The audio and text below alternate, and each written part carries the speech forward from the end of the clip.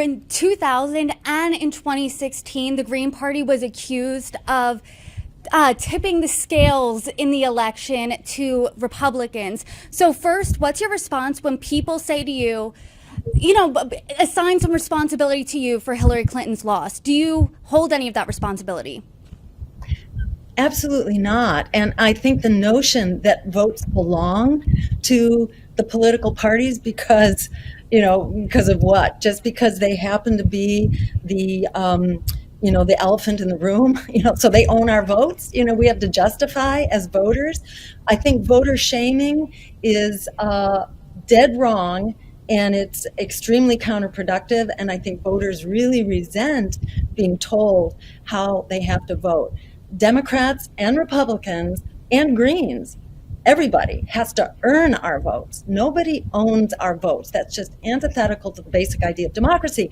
Now, if you just look at the numbers themselves, exit polls were very clear in 2016 that Green voters, people who voted Green, largely would not have come out to vote had myself and Ajamu Baraka not been there as an option. So this is what you would call cherry picking the data.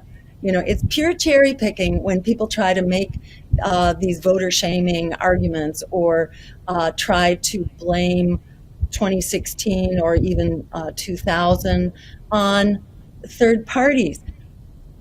Third party votes in 2016 amounted to something like 1.4 million. If you look at libertarian votes, they were somewhere around 3.5 million. And if you were arbitrarily assigning all those libertarian votes to a Republican, if there was a consistent analysis applied here, then Trump's victory would have been even bigger. So it's just laughable. I think that power tries to concoct this very shady, ridiculous argument in order to try to shame its competition and to basically eliminate its competition. Democracy has to be about a competition of political ideas. That's what we have to debate and discuss. And it's to be expected that power will cling to power. And it's very important, I think, that people who are being manipulated by the public relations campaigns of power, that they recognize what's going on here. It's like being in an abusive relationship, where the abuser gets to tell the abused how they're supposed to think. It's really important to recognize that so many people are in abusive relationships right now with their political party. It's really important to declare political independence and to stand up for what we need as individuals, as workers, as communities, as marginalized people. As people who are witnessing climate change before your eyes, or whose jobs are just a struggle to survive in, whether you're looking at the railroad workers or the UPS workers who are subjected to outrageous working conditions.